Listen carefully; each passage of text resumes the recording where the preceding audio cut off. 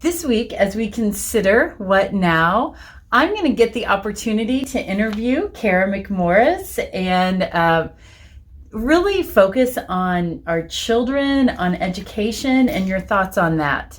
Now, if you don't know Kara, I'm wondering if you would share a little bit of your background. Why would you talk about kids and education? Absolutely. I am a second career pastor, so I graduated, has it been a year?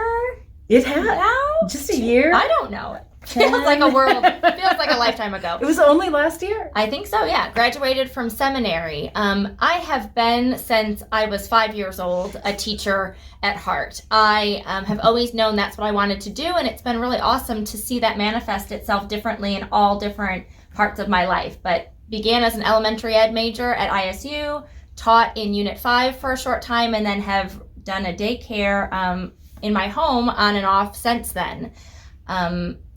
Education, child development, all of that has been part of just the foundation of who I am, and it is always kind of a lens that I see things through, no matter what other careers I've been in. And even this ministry is the current way that I am able to teach and share. And so ministry, and then considering our children and how we live, how we grow in our faith, absolutely those things intersect in so many ways. Yeah.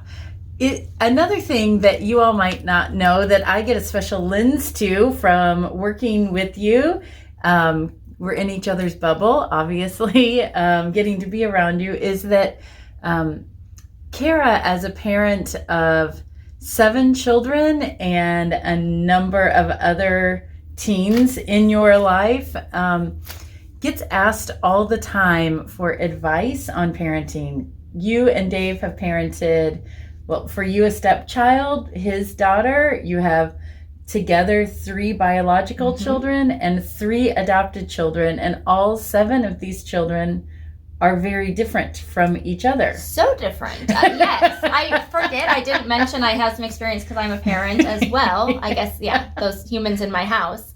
Right. One day last week, she said, or 2 weeks ago, yeah. I don't know, a year ago, whatever, there were 12 teenagers in her home. Yeah, it was just a day.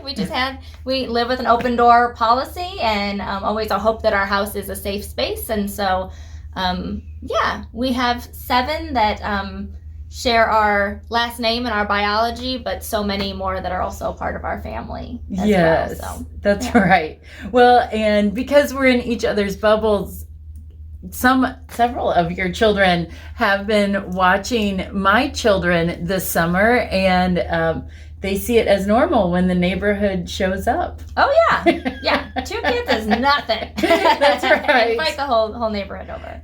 I have even seen, we share a building with a bank, the bank employees come down the stairs and ask Kara for advice in parenting. Yeah. So that's just who you are. I'm also a 1 on the Enneagram, so I also maybe put out there that I have more information. So I think I draw that to myself sometimes. If you're an Enneagram lover, and you don't have to be to come to Hope Church, but if you are, I'm a 3, we've discovered. And they say that a 1 and a 3 together are a dynamic duo. Yeah, we like to think so. That's what we tell ourselves. Yes. So we started talking in June, or when we were thinking about what in the world do we even have to say in July, and how do we say it in a way that could be both prophetic and pastoral. And we started to think, wow, everything has changed. And Ryan created this image for us, and we said, we're just thinking, what now? And he gave us this picture. Yeah, and I don't know, it's something under construction. It's that image that we've used as the title slide for the sermon series. It's a room that something has changed. There's just kind of bare walls, ripped off drywall, sitting in that space. And is it a wreck? Or is it being reconstructed? Exactly. Has it just been destroyed? Are we at that point? Or is it being rebuilt? The possibilities could be anything. They're absolutely endless. And so that image, the more we looked at it, we thought, I kind of relate in a big way to this room. Yes. To this For our thing. personal lives, for our culture, we've seen the construction of a more inclusive world. We want to see a world that is anti-racist, and we want to do our parts in that. And today I really want us to focus, if you're willing, on our kids and education. We either in this community have just gotten information about what's to come this fall, or we're getting more information. My brother-in-law is a school superintendent in Southern Illinois. He just did a Facebook Live trying to answer all the questions, respond to all the anxiety. There's no good answer, is there? Right, and it applies to everyone. Even if you don't have anyone in your life in school, either working at a university or in public schools or anything, if you are an employer, if you have coworkers, everyone is impacted by what this fall is going to look like. Yes. And so the whole world is kind of sitting here saying, what now? Are we rebuilding something great? Are we still in the midst of this wreck? Where are we? Is this a crisis? Are we thinking creatively? I think the educators among us say, hey, we're open to thinking creatively. I know the teachers in my life want to work hard, and they want to really serve in whatever way is going to work, given that we are still in a global pandemic. Yeah, and these educators, our social workers, our administrators, thank you. Thank you for being the ones that are willing to do whatever it takes, making the hard decisions, even in the midst of all the unknowns, helping people through all of the unknowns. I mean, our social workers, I think, are just getting calls left and right at this point. Because it's hard to live in the what now, to live in the, is it all coming together? Is it all falling apart, right? And that's exactly where we are. And we can pretend that it's gone, but this highly contagious virus is still with us. Yeah, last week you may have caught, if you were on the online chat, I was like, what did I just say? Something about being post-pandemic. And I'm like, oh no, smack dab in the middle, worse than it was when it began. And so, that's the reality of just where we are. Okay, so we understand your love. I mean, it's our church's love, but today I'm interviewing you. Your love for all people. Yeah. You have a particular heart for children.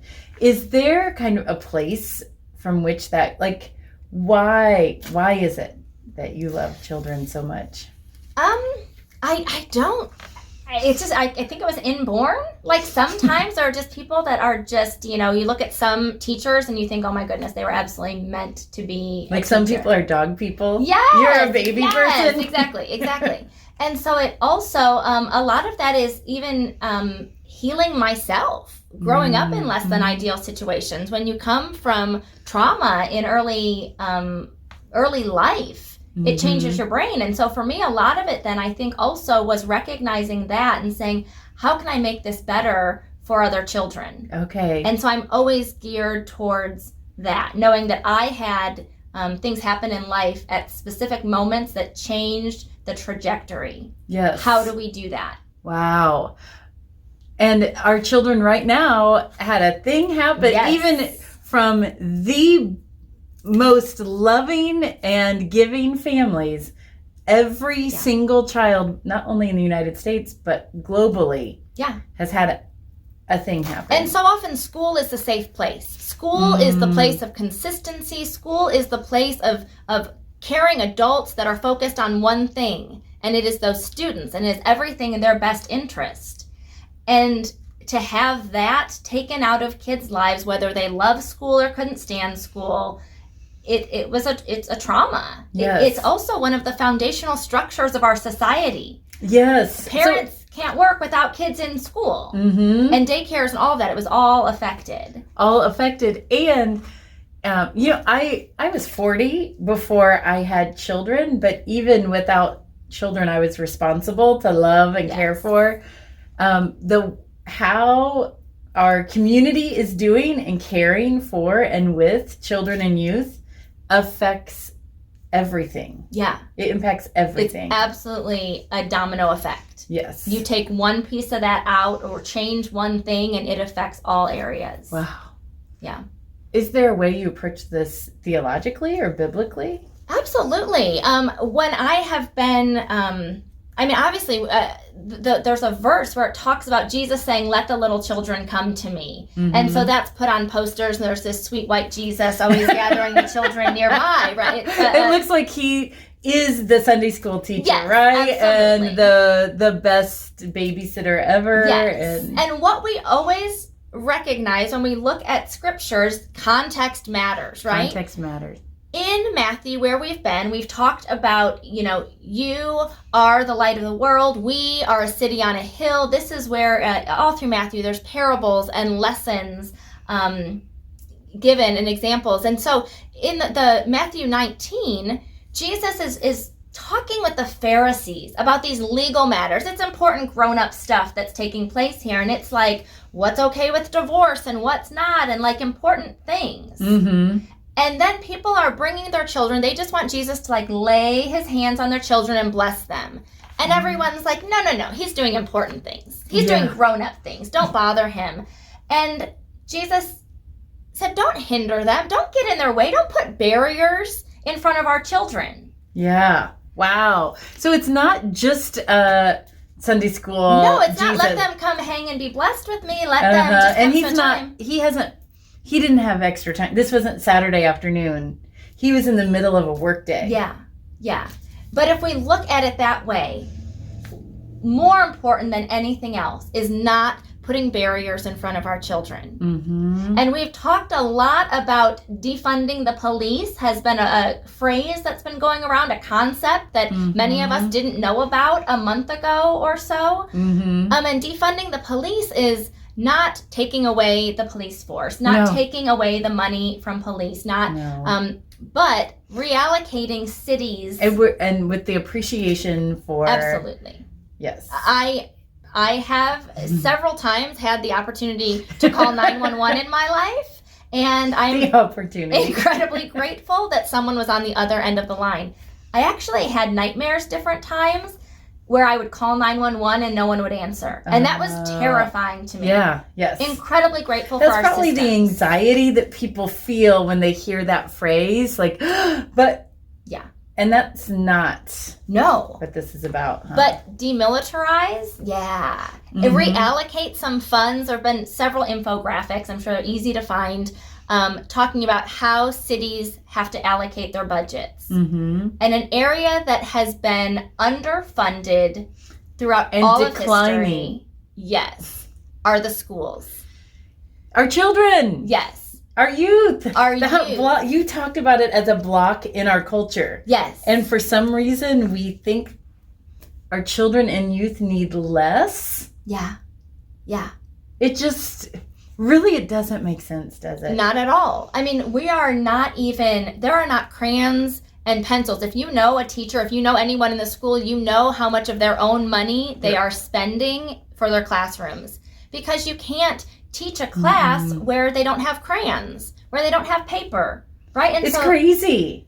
And we've accepted it. It's crazy. And like that's just how it is. Can you imagine going to your job and having to take your own paper? Right. It's insane that we've allowed this. Secretaries often have to lock up the card stock at schools. As if teachers are just willy-nilly using cardstock and not for their jobs. Right. So we look at this and let the children come to me. Don't hinder them. Don't get in the way of the resources that they need. Right. Okay. So not last summer, but the summer before, Roxy, who's the director of Merge, the campus ministry, and Kara got to go to a class. It was a 2-week class, but part of it was at the Proctor Institute. Yes. And they came back like ready to change the world. Absolutely. It was sponsored by the Children's Defense Fund. Okay. Have you heard of CDF? Google it if you haven't. Not right now. Yes. After, of course.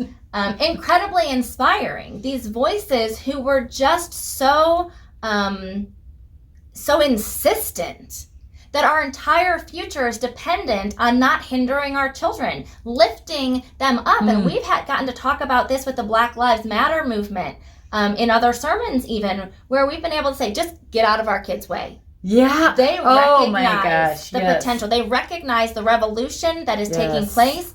We need to get out of their way and let them And move. some of the implicit bias that builds throughout our life it's there, but not as to the great degree as Yes. from us. It's still, there's so much growing, the flexibility, the Yes. malleability of the brains of our young Yes. people.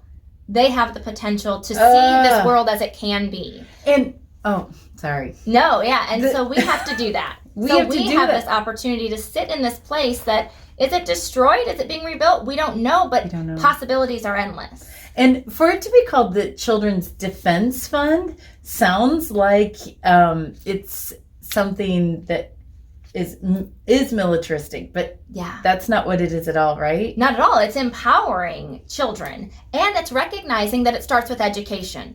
Yes. We have this system set up, and we talked about even ripping up the fence last week, right? And it shakes the foundation. Well, the pandemic kind of did that. It already did us. it. For education, the fence has been ripped out and we're sitting in a shell And figuring it out. so we can panic and we can overfunction and try to make it look like normal, which isn't going to exist anymore. That's what we tried to do. If you were at home with kids, people panicked and overfunctioned. There may have been a day that I just kind of gave up on teaching anything of substance and began to teach The difference in my household, you mentioned all the different kids. I had some that were trying to use that time to earn A's in every single class because they felt like they had an advantage. And then there were others in my house that were like, it doesn't matter, I'm not doing it. And then it was all pass fail? Or is that for the colleges? Their grade couldn't have gone down. It was high school. Their grades couldn't have gone down. They could only go up. So I had one trying to make them go up, and I had another like, I'm okay with the C's and D's. That's my house. But anyway.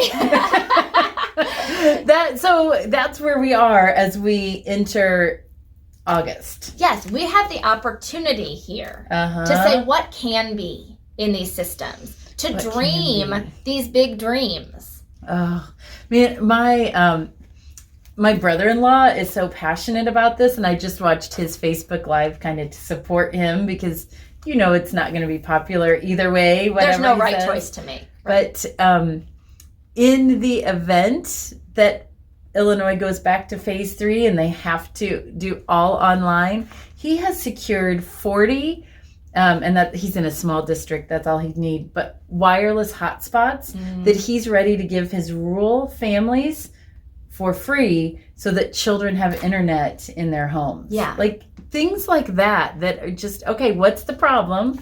How can we find a solution to it? Right. And that is a very small Yes. thing, and yet internet, right? It solves that problem. necessary. And anyone in town can get it. So then the obstacle of internet is overcome. He had time to write a grant, secure the resources. That's such a small thing. What about from a bigger perspective? What are you Right. thinking? Right. Like Dreaming if you bigger. could dream, let's hear your dreams. So, mental health.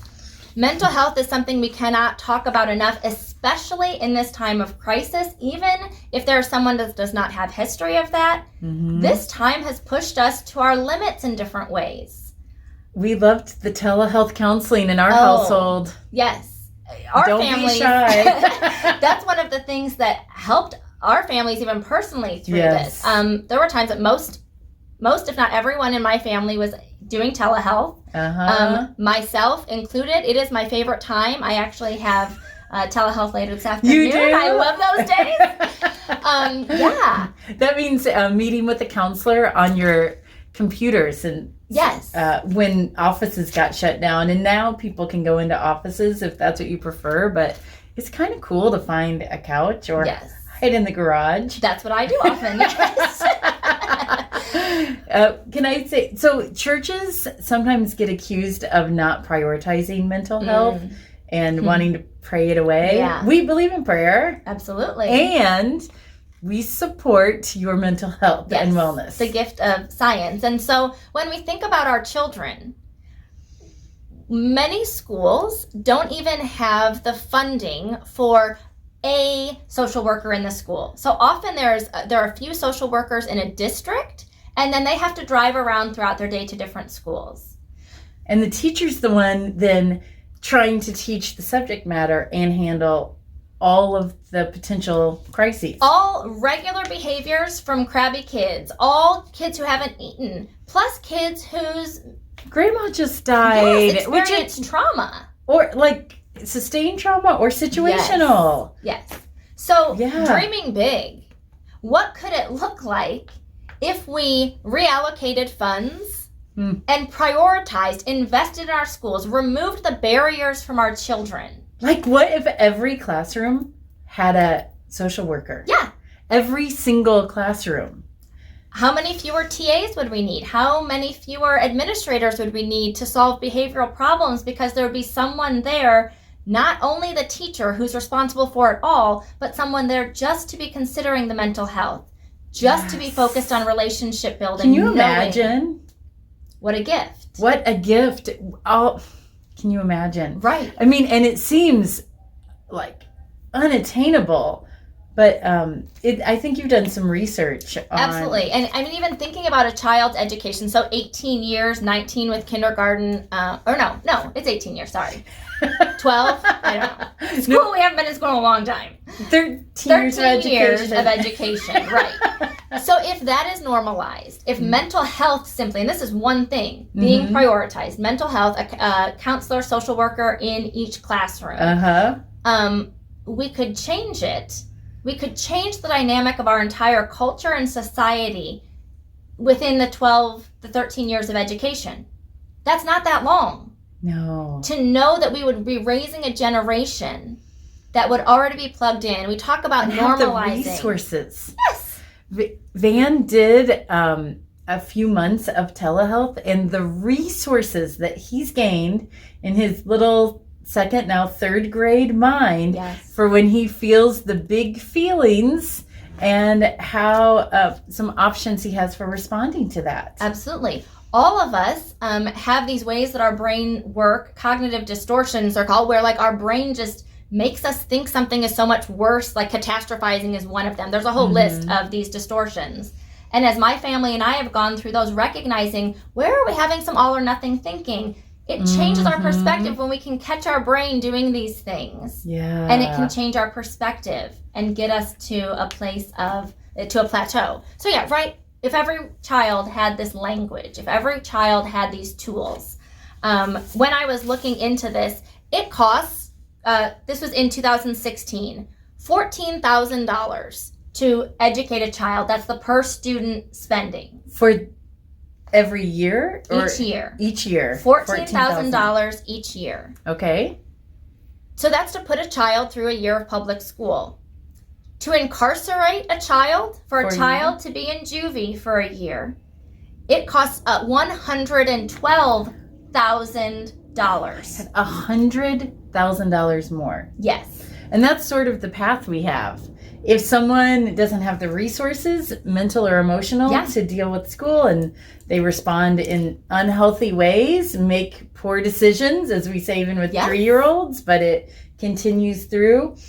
And those poor decisions can land a kid in juvie. Yeah, I mean, there's $100,000 more. Yes. That's There's a a lot thing of even social called the workers. school to prison pipeline. Because it's such a thing. Because these kids are more likely, if they have less resources, if they have less tools. So dreaming, what now? What now? What can we do in the midst of this? What if? Just that one change. How could we change the entire trajectory of our lives? How would that have benefited each of us Yeah. in our years And of schooling? like people who are dealing with their own stuff and their bullies and the receivers of that. What if there was an adult who was kind of aware and helping give resources? Man, okay, so this sounds like such an amazing dream. Yeah. What if someone's sitting there this morning, doesn't even have kids, thinks, yeah, that sounds Yeah. great. It'll never happen. Like, what's a thing? Well, it's amazing because it does impact all of us. The school system, again, is this great domino. If we don't have that, these children are the future, right? Mhm. These children are going to be the next generation of adults. So we all have a vested interest because these children are going to be, at some point, the people making our decisions, our lawmakers, our business people, all of that. And they're going to be our elected officials. And who we elect, I mean, that is huge. That's huge. And you know, one of the things we've been talking about, because obviously we have a presidential election coming, but we also elect all of these local officials, school board people, coroners, sheriffs. Right. All of a sudden, it feels like, and this has always been the case, but every single one of these elections impact our community. Yes, there's no such thing as a big election and a little election anymore. Mhm. It absolutely matters that we know. And come on, we're living in the Google age, right? There's And we This is have gonna- now, this is July. We have August, September, October, and November. We have 4 months to research everyone who's going to be on a ballot. right. And I'm going to sound like a mom here, and I have spent so many election years uneducated. But we don't have an excuse. We don't have, and we have to understand Yeah. what's at stake. We have that broken down building. We are in a broken down building. Regardless of what the cause is, we have an opportunity to rebuild it. Are we going to just slap it together so we have something there? Or are we going to allow ourselves to dream big? Differently. And again, we're not in this, no one's in this alone. No one is saying, go and fix it all. What is the next most faithful step? Yes, enact the next most faithful step. And that might be saying, who are my elected officials right now? Yes. What are some of the values here? How can I make an impact in a school? How can I make an impact in a child's life, maybe even, and not major, but maybe it's donating a box of crayons to those, classrooms that don't have those. Whatever it is, being aware that our futures are all impacted by how we care for our children. Yes. And even it being in scripture, do not hinder them. Do not hinder them. Wow. Yeah. Thank you for sharing your insights. As we sign off here, do you have anything that you'd like to say to individuals in our church? Anything more that you want to wrap up? Yeah, I mean, that's the other part of this, right? So we picked one area to talk about today, right? We talked about our children, but, and this structural thing, but as human beings, we all need to be caring for ourselves so that we can care for others as well. Yes. And so even recognizing what now, if you have felt like you're in that broken down place, like what comes next for my future, what comes next for my employment, what comes next for my schooling, for my life, all of those questions. We have this opportunity now to dream big for ourselves. For ourselves even. Yes. Yes. But to get to the big dream, we have to eat in a way that keeps us going. We have to take care of ourselves physically, right? That's such a parent thing to say. Drink your water and eat balanced meals, right? And sleep well. But then mentally caring for ourselves. Yes. So physically, mentally, and then we have the spiritual component as well. The spiritual component that gives us hope, that empowers us. It lets us dream. Yes. We named our whole church this Yes. because it says, envision what the future could be. Yes. Be real about the present. Yes. Envision the future. And then how do you enact the next most faithful step Yes. for our church, for our culture, and Yeah. for ourselves? So we ask that question now with hope. With hope. What now? What do we have the opportunity now that so much of this is out of our way? So much of what normal was is gone. What do we get to dream now? Wow. And it's so exciting. Ah, It's a great way a lens to be looking at our lives through right now. man, if you feel like your life is kind of in transition, next week, Kara's going to interview me, and we're going to talk again. We're going to revisit that conversation about what change and transition looks like for us personally. Yeah, absolutely. Because it's guaranteed to happen. things change in life, and so we'll walk through how to do that well, the best we can. Will you pray for people? Yeah. Me? Will you pray for me Oh, and you? absolutely, And- absolutely. Let us pray together. God, you are so loving and gracious to us. God, the way that you just hold us with open arms in the midst of our broken down places, in the midst of wherever it is that we are. God, continue to fill us with your Holy Spirit that we might be led to see where you are at work in this world. And may we follow. May we see the stories that you are writing in our children and in our communities and in our own homes. And God, where you invite us to be a part of that. What is our part of the story? What is the part that you ask us to play, that you invite us to play in this narrative? God, we pray that you would inspire and uplift and hold us all as we make difficult decisions, as we consider our future. God, inspire us with hope. God, remind us that the worst thing is never the last thing, that we continue in hope every day. God, we join together, though we are apart, in praying together, and we say, Amen, amen.